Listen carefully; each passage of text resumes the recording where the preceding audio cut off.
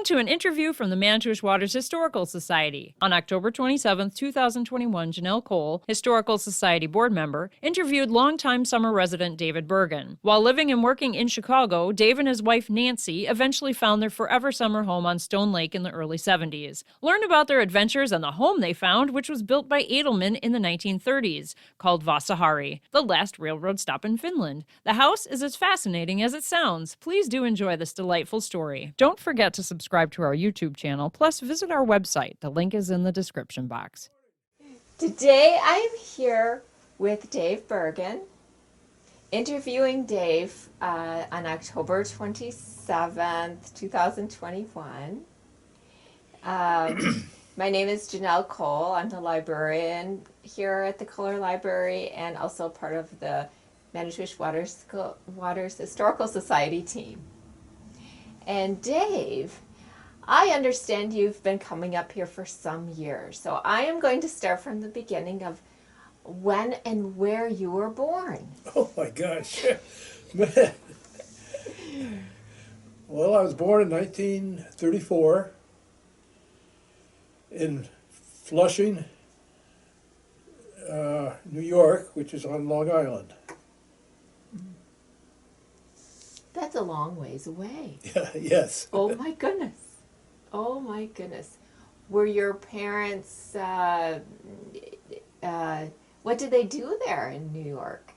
Well, my father worked in the city, Okay. and my mother was a housewife. Okay. And at some point, somebody would have made their way west a little bit. Yes, yeah. And can you tell me how that happened with your mother or your father? And Well, my father got transferred from his job he had in New York to Chicago.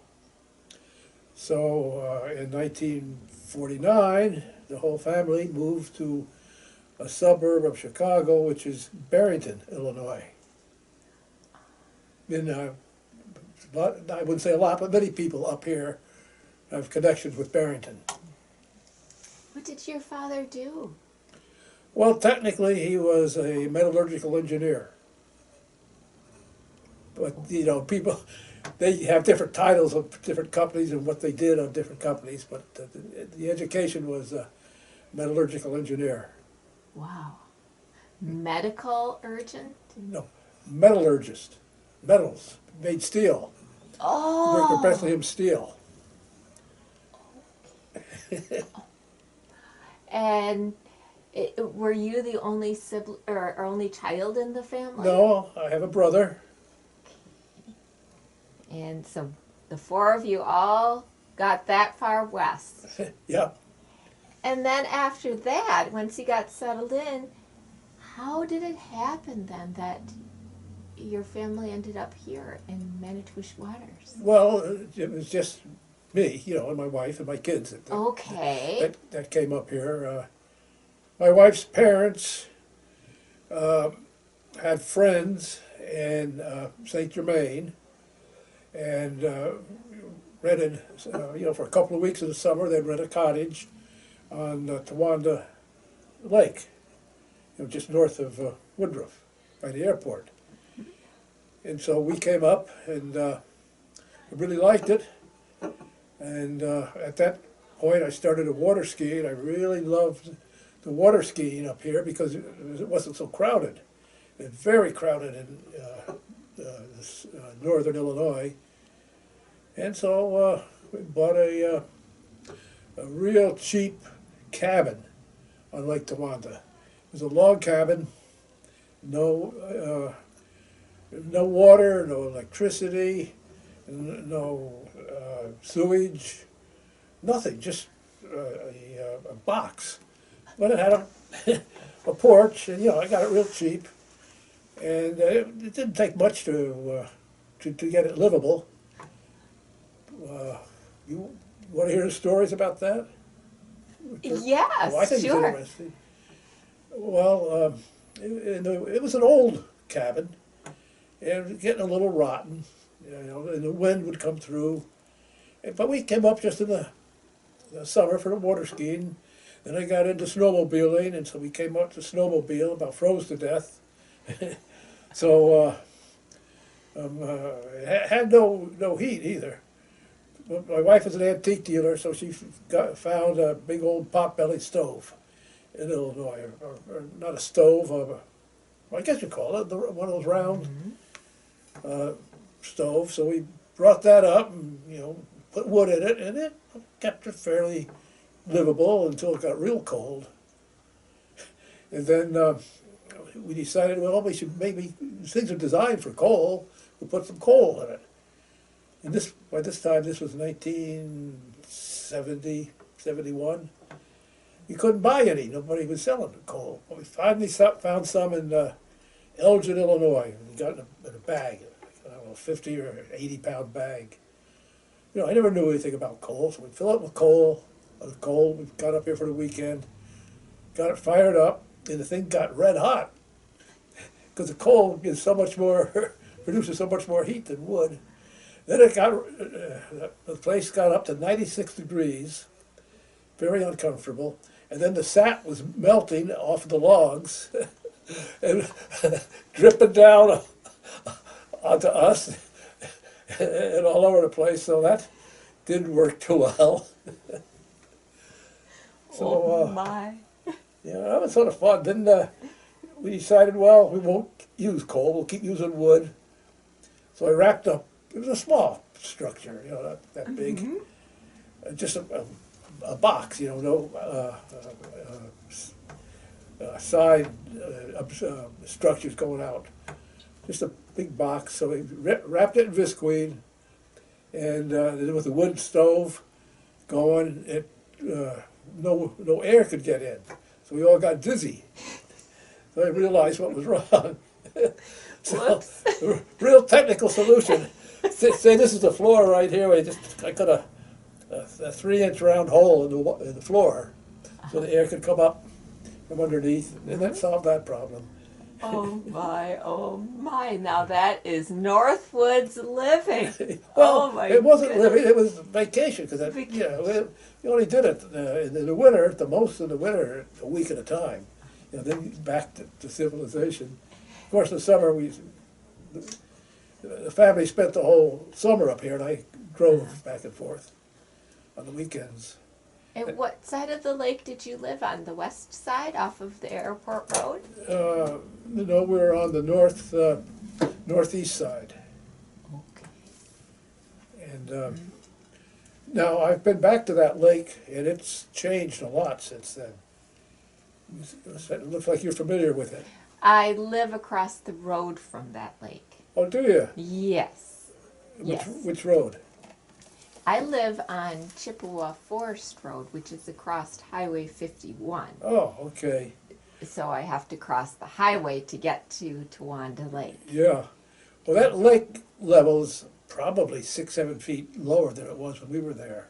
And it's difficult to water ski in the middle of that lake now. But back then there was no problem at all. And one day while I was in the Chicago area working, some guy came by the house, talked to my wife, and offered us $15,000 for the place. And I only paid $9,000 for it, 2 years previously. And I said, well, that sounds like a good deal. And so we sold that, sold my house in Barrington, but combining the funds from those two houses, we had enough to buy a place in Manitowish Waters, and then we moved up here permanently. That's how you made it to Manitowish Waters. Yeah. You first stopped in Arborvita, then made your way up here. Yeah. And in the meantime, okay, you were working, and I can see from your sweatshirt it says Bergen Construction. Yes. So you had your own construction company during all this time after you grew up in Chicago? Well, just I didn't start that company until 1973. So it was just I had just started my own company while we were living in the cabin on Tawanda Lake. Okay. And then when you sold both your home in Barrington and your home in Arborvita, then you moved up here, you were retired? No, Or- no. Hell, I was only 39 years old back then. Oh my! So, but I had my own company, so I had my own hours. So I would leave. My office was in Palatine, Illinois. I'd leave the office at noon on Friday. I'd drive up here and get up here in time for dinner. And we usually met right on 51 here. Gary Rushmeyer had the Highland Yes, Club. Highland Club. Yeah, and we would meet there, or if we didn't want to eat there, we went over to George's. George's is now where I think it's called Aurora. Okay, Aurora Boreal. No, I'm getting that confused. Is that right across from Dietz's? No, Oh, the tower? no. Right now it's. I should know the name of it. They serve breakfast.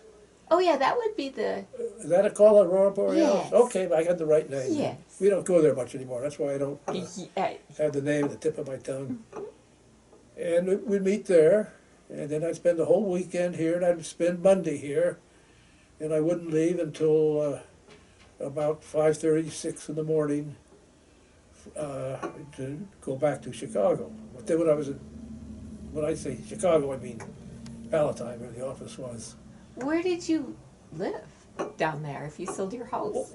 Well, I bought an office building and had a bedroom, kitchen up in the office, so I stayed Good there. for you.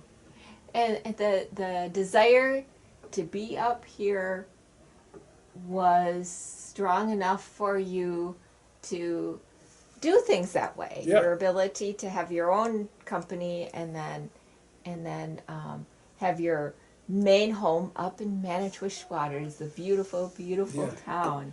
And what did your wife? What was your wife's name? And Nancy, Nancy. Yep. And when were you married? Just stepping back in time a little. we were married in 1954. Okay. And how many children? 4. 4 children. And now Nancy was an antique dealer? Yes. Okay. Yeah. So she enjoyed living up here? Well, for the first 2 years, and then that was the winters were tough. She Yeah. didn't. I got an interesting story concerning the winters, but anyway,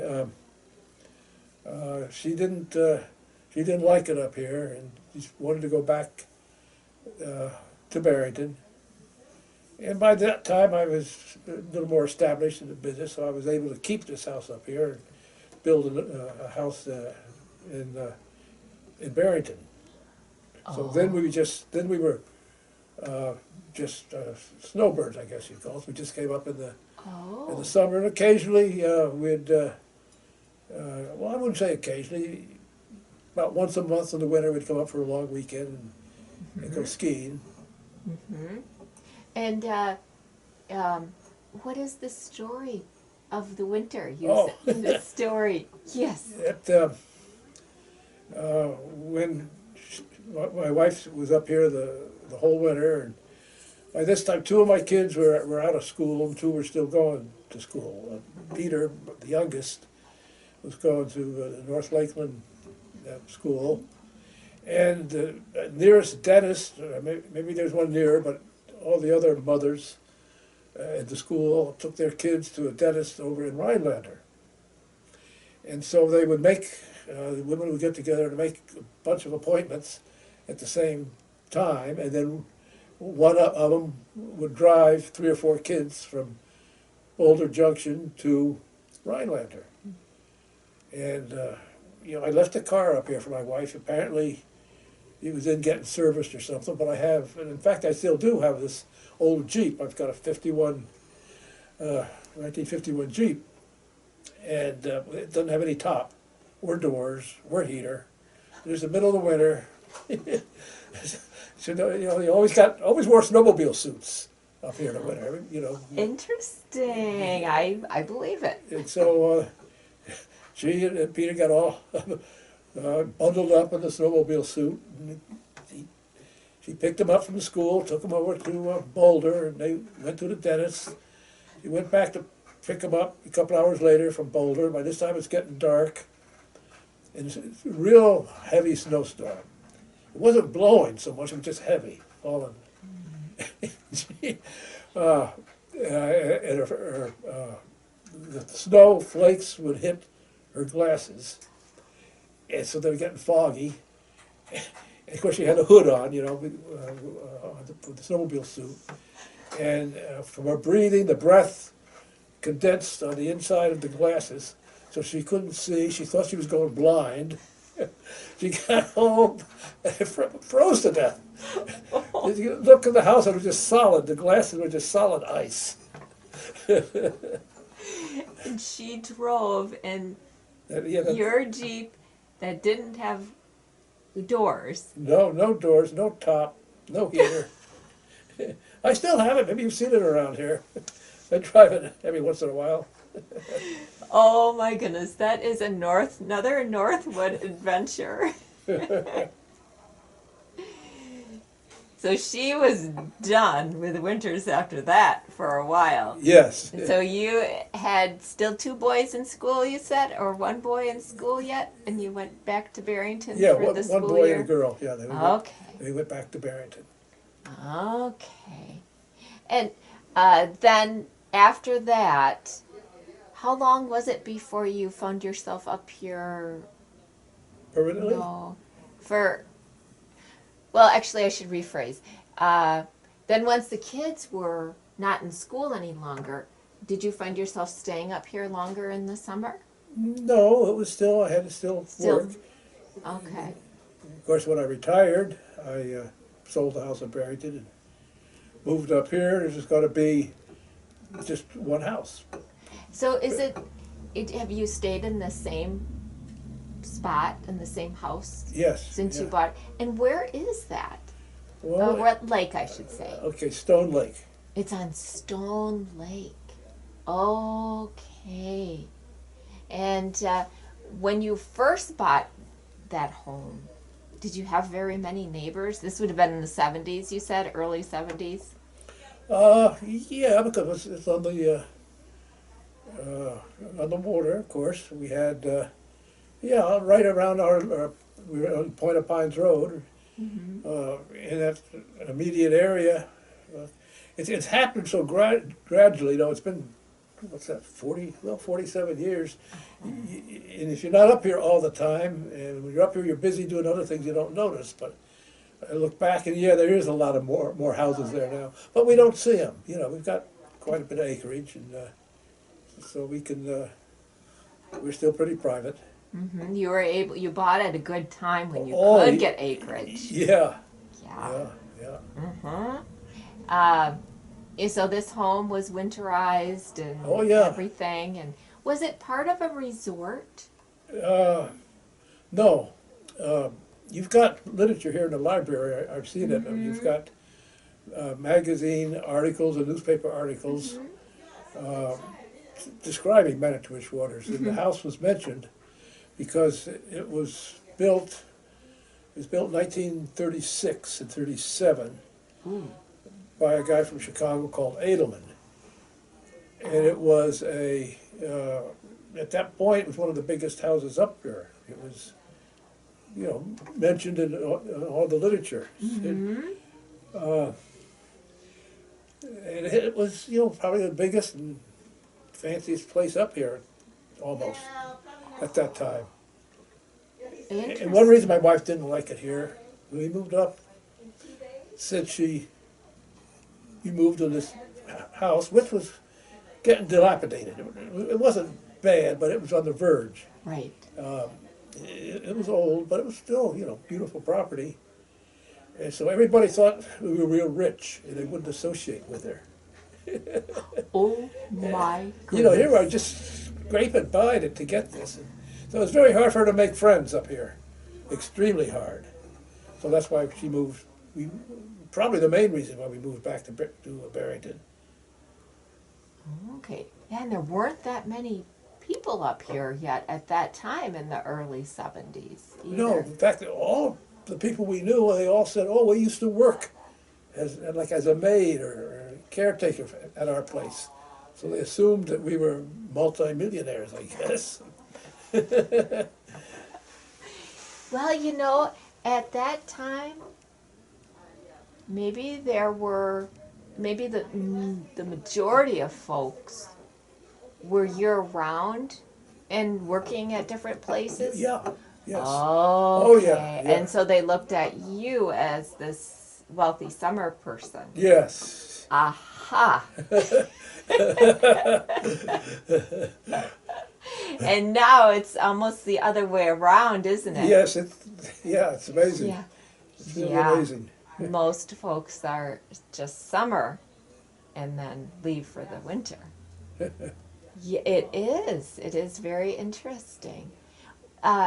Is there something specific about your house that being specially built that intrigues you? I mean, when you bought it, was there something about that house that you really liked, or was it the property? It was the or- property. Oh, We, when we looked, we went to a realtor in Woodruff. 'Cause we didn't know anything about Manitowish Waters. We didn't know anything around the area. You know, we just been up on Tawanda Lake and went skiing. uh-huh. And I said, well, we got to have a place, a minimum of 400 front feet on the water. There's only 4 places she could show us in this whole area. 4 places. At that particular time that were for sale, with a house on it. My. Wow. And That is interesting. So the house you didn't really fall in love with. well, Right it was away. certainly a nice house, very nice house. Uh-huh. Oh yeah, big. And what's interesting is very similar to Little Bohemia. Oh, really? Looks almost like identical, same type of materials. The siding's the same. The paneling on the inside is just almost identical, because the guy that built it was German, and he had all German motif. Of course, Emil Winnetka was from Germany, and Uh-huh. same design as Little Bow. And Little Bow now is just like it was Right. back in '74. Right. And our house looks just like Little Bow on the inside and on the outside. Uh-huh. And one of the main reasons, I think, I'm not for sure, but the contractor, they weren't, nowadays you probably got a dozen contractors in Manitowish Waters. There's hardly anybody. And one guy that built the house was out of town, and he stayed at Little Bohemia for a place to live while he was building the house. So we have, and you've got them in the library here. I brought all those Yep. correspondence between the guy that built the owner of my house, which was Leo Adelman. Correspondence between him and the contractor, and it was by telegram. Oh, my. And so we've got all these telegrams, and there's always, instead of using a period at the end of the sentence, you use the word stop. Oh, Because that was cheaper than putting a period. Even if you put the whole word, for some reason it was cheaper than just putting a period. oh, that's interesting. It I is. never knew that. Oh yeah, that's very interesting. And then there was also letters, go back and forth. And it was a big deal for him, from Leo Adelman, to come up here and to make arrangements for somebody up here to meet him at the train station. I think at that time it was Minocqua, maybe. The train was up in Minocqua. So he had to have somebody meet him there and come out and bring him out here. And it was very interesting. And it's extremely interesting. Yes, that is. Yeah, it's Well, it would have been 70 years ago, 80 years ago. Yeah, 80. Uh-huh. That would have been built. And Adelman was the only owner. He built it and lived in it for quite... Well, there's another typical Northwood story, I guess. His wife didn't like it. Oh, those It's wives always the wives, you know. They cause all the problems. not adventurous enough. Well, they were up here for quite a while. Of course, he had 2 businesses in Chicago, so he was probably back and forth quite a bit. But in the 50s, she apparently got sick, and they sold. They had to sell. They also built, when mine was built, the house next to it, which was the caretaker's house. And that's the house the Benton houses live in. Oh. Okay. Which was a lot smaller then than it is now. That house has been added, a lot of work has been done to the servants' quarters. Uh-huh. But nothing's been added to mine, because it's big to begin with. But it started out as just a small structure, but it was the same contractor that built it, same materials, and the workmanship on those houses, the two houses, mine and caretaker's house, was excellent, unbelievable. I mean, there's joints, and you can't even tell they're 2 pieces of wood, siding or together. They're just beautiful joints. And I re-roofed the house, I don't know, 20, 30 years ago, and peeling the shingles off, you could look at the decking, and up at the ridge where of the roof, instead of just putting well, they didn't use plywood in those days, a 1x8 like this, and another like this, and leaving a little gap in between. They went to the effort to cut a little triangular piece of wood to fill that gap. I mean, you would never see that nowadays. Just beautiful workmanship on both the structures. It had to take them a very long time. Oh yeah, yeah. And I've got, and you've got. I brought them into the library here. I got some of the bills from some of the contractors. Palmer Hansen was the plumbing contractor, and he had his Hansen Hardware. It was also a plumbing contractor, and we got the bill, itemized bill for all the plumbing. There was three bathrooms, the well, the septic, the 3 tubs in the basement. Wash tubs, a big old-fashioned. Wow. They must have weighed 300 pounds. All the plumbing, and the total bill was $750. And and he broke, everything was broken down. The labor for the whole thing was $150. That is not much. I mean, back then it was, Yeah, but yeah. $700 is a lot of money to do all of that and have it all. Oh And my! and most of it's still working, Still got the Really? original pipes in it. Oh my gosh! Well, what a joy to live in It is. a house like that. To think, it's got stories to it, and there was no one else that lived in there in between Oh yeah. when his wife Yeah. didn't want to be there. They sold it to people. Oh, by the way, when he owned it, they called it. Everybody back then. In fact, I think a lot of people do it now. They named it. They got a name for their place. Well, that one was called Vasahari, which is the last railroad stop in. I believe it's Finland. Oh, North, the furthest north railroad stop.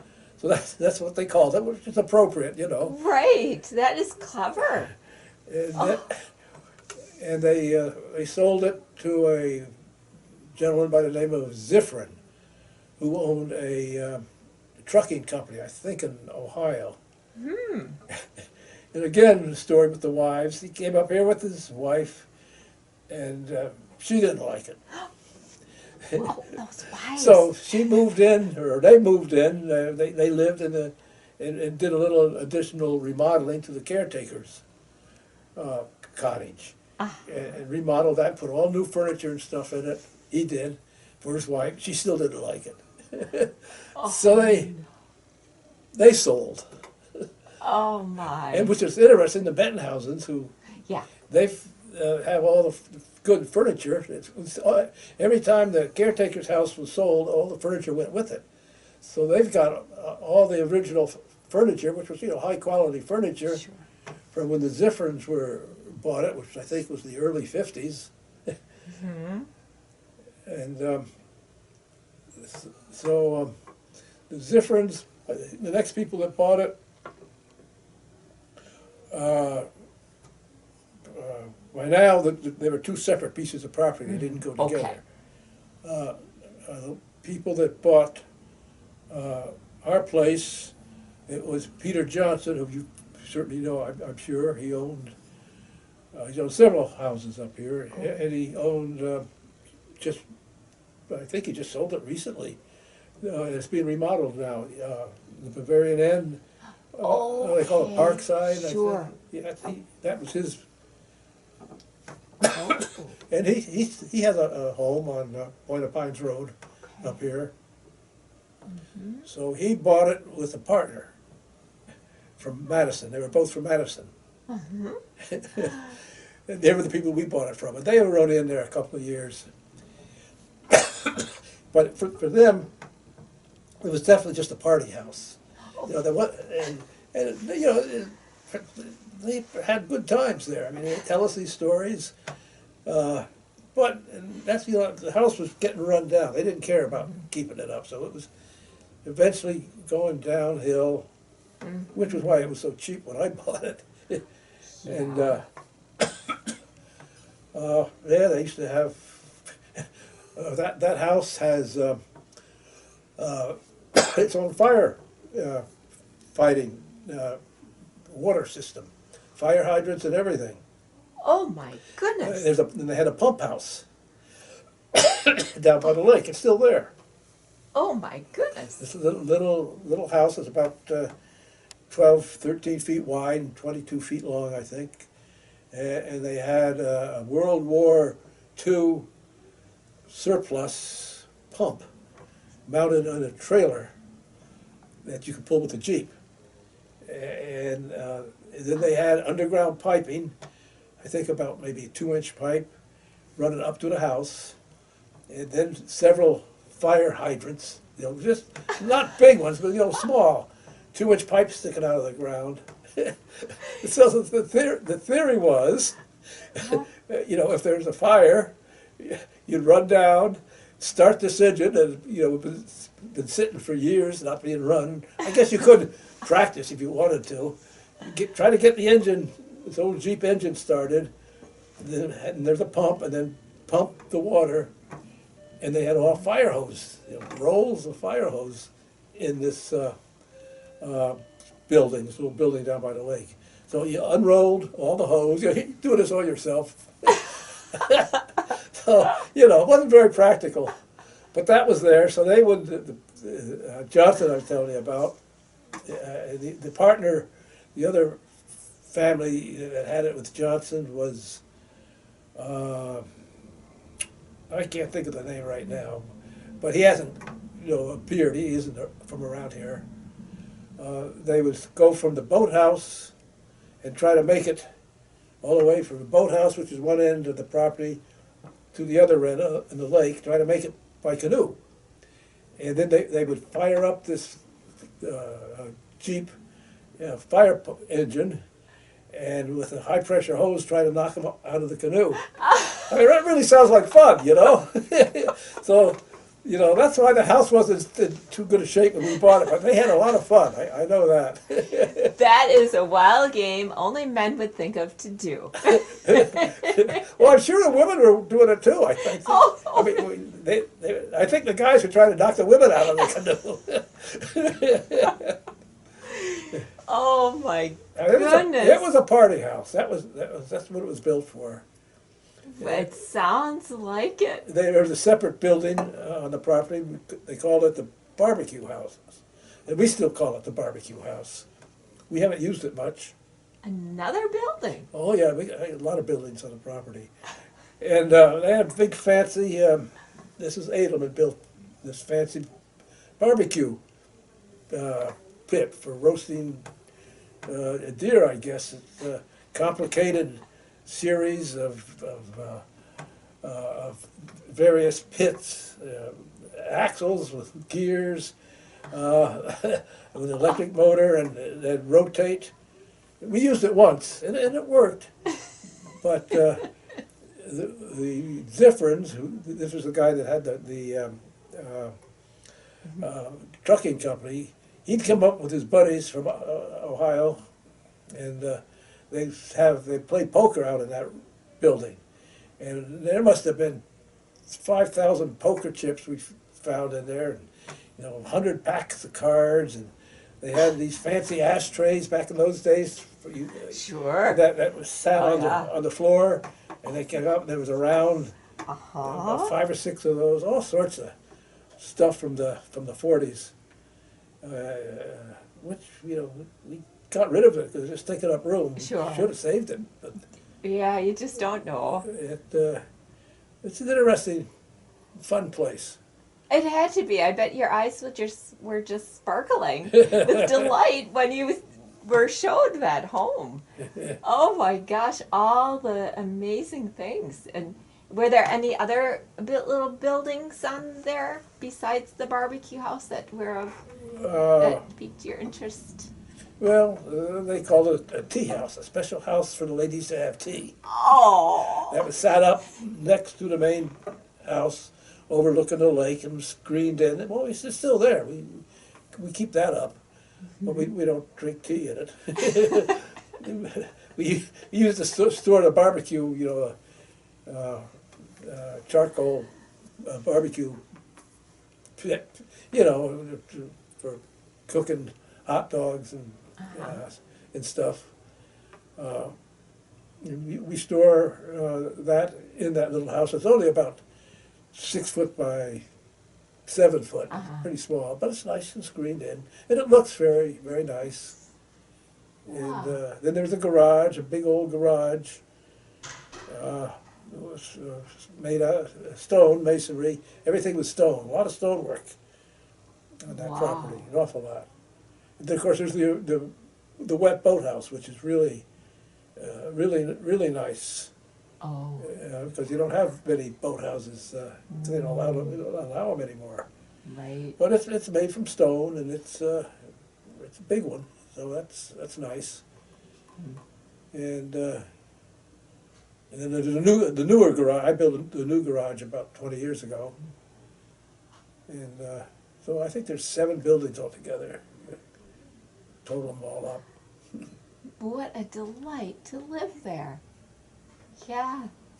That is a gem in the Northwoods. And you not only enjoyed your home, you enjoyed the lake too. And you water skied? And did you do a lot of fishing? Nope. Nope, you water skied. And did Nancy water ski too? Well, she wasn't avid, but she used to get so mad.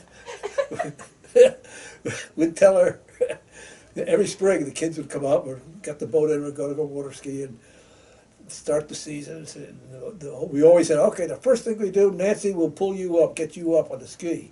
Because if the boat can pull you up, then the rope's strong enough and it won't break.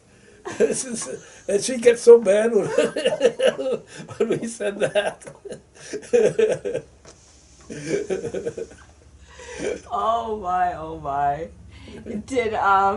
What did Nancy like doing when she was up here? Antique, she She did her work. Yeah.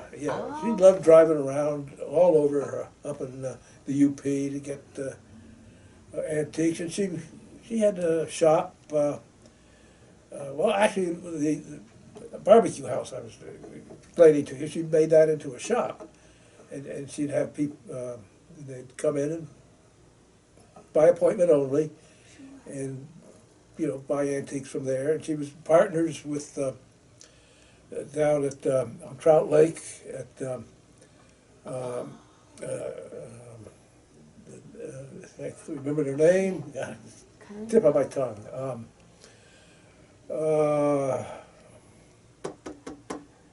Is it Cardinal? Yes. Okay. Yep. Okay. Cardinals. Yes. Yeah, she had a shop in there with Donna Krieger. Her name is now. Mm-hmm. They were partners in a shop,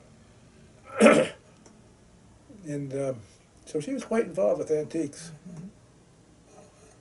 Did your children, or have they come up a lot over the years? Oh yeah, and the grandkids.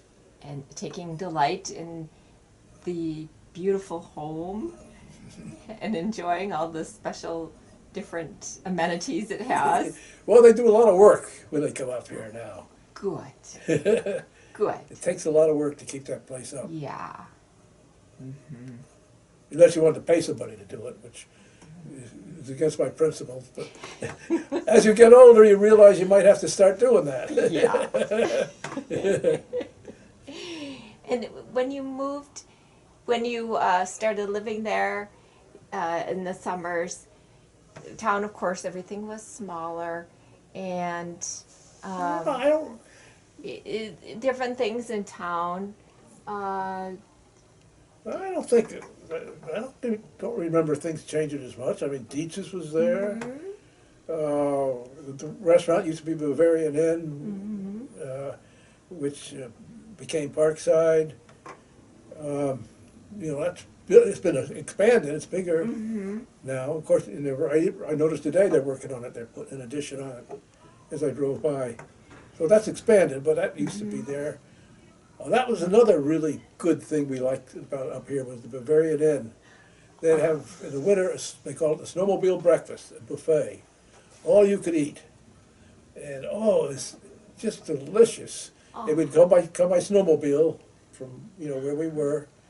And that was a big deal for us because the people up here was probably nothing. They're used to it, but you'd be in the city and come up here on a weekend in a nice fresh snow, and so all the kids would get on the snowmobiles and come over for this breakfast.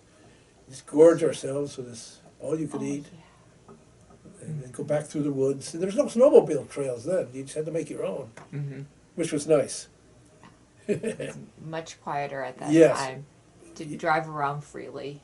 Yes, you weren't afraid of getting run over or somebody coming the other way. There was nobody else out. So that was a fun activity for you Oh yeah. in the wintertime. Oh yes. Uh-huh. And so basically it was water skiing in the summer and then and snowmobiling in the winter. And downhill skiing Oh, the and downhill cross country skiing. Oh, where did you do your skiing? Indian Head for the Okay, Downhill. not around here. and for around here cross country. I went out on the lake a lot because you could see, get to know the area. The Escanaba Trail out of Boulder Junction was a very nice trail. That was about it. I mean, I wasn't a fanatic about it. I'd just do it occasionally. Do you have any other remembrances from those 70s and 80s, 4th of July or anything fun? Well, yeah, fun when stories? the town put on fireworks and they exploded. You didn't hear about that? No. I mean, it's serious. I wonder nobody got hurt. And that was back. That was an accident. The whole supply boom, went up. And you got to see it, right? Yeah. Yeah. Well, another funny thing. It's sort of a derogatory situation to say it, but it shows what it was like when we first moved up here. The fire department had one truck. Now, I'm not sure if it was the Manitowish Waters Fire Department or if it was maybe Boulder Junctions, but anyway, the truck was on 51 coming north out of Minocqua. And it was on the side of the road, the radiator boiling over, and here's this old 1950 truck. You know, it wasn't very big, and this was in the 70s when you had the big modern things, and the truck was boiling over. I thought, Jesus, you know, what are we getting into if this isn't a fire department? Oh my. Well, I guess it's buying what the money can afford. Right, right. Yeah. Let's see. Okay. Well, I think that is probably everything that I have for asking you. Unless you can think of any other stories from years ago that you'd like to share about the lake or about any other activities you might have been a part of, or I know you liked water skiing. There was the water ski shows were pretty big. Yeah, they were nice. Yeah. Well, I'm just trying to think. We had a lot of fun here. We had a lot of friends in Ironwood because they were here all winter. You know, they weren't snowbirds. So in the winter, especially the 2 years after I retired, and everybody else that we knew was in Florida, we had our friends in Ironwood. So we had a lot of fun with those people. Trying to think if any of them are down here right now. I think Volkovich, Yeah. that was the senior Volkovich was named Emil.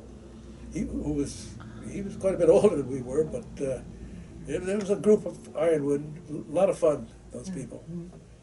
There was a Lundeen, Tommy Lundeen had a place on Island Lake. Let's see who else from Ironwood is still around. Well, not too many. Yeah. That's the way it happens. Yeah. Yeah. Yeah, all the original neighbors that were near us on Stone Lake have passed away. Yeah. I was just trying to think of something I thought that might tie in to the discussion of the caretaker's house that was next to mine. Yes. That the Davies bought that in the same time the Ziffrens bought the our place, and they add a lot to their house. So it's a good sized house now. And then they made several additions to that. And then I think about 5 years ago, the Bentonhausens bought it, and they're making a lot of improvements. It sounds like a lovely place to live. All the whole property. Now, who's going to see this? Am I going to make any enemies by telling all these personal stories? Oh, you have been so much fun to interview, Dave. I so thoroughly enjoyed learning about the Adelman home that you have and your time up here. So I'd like to thank you so much. You're welcome. Thank you.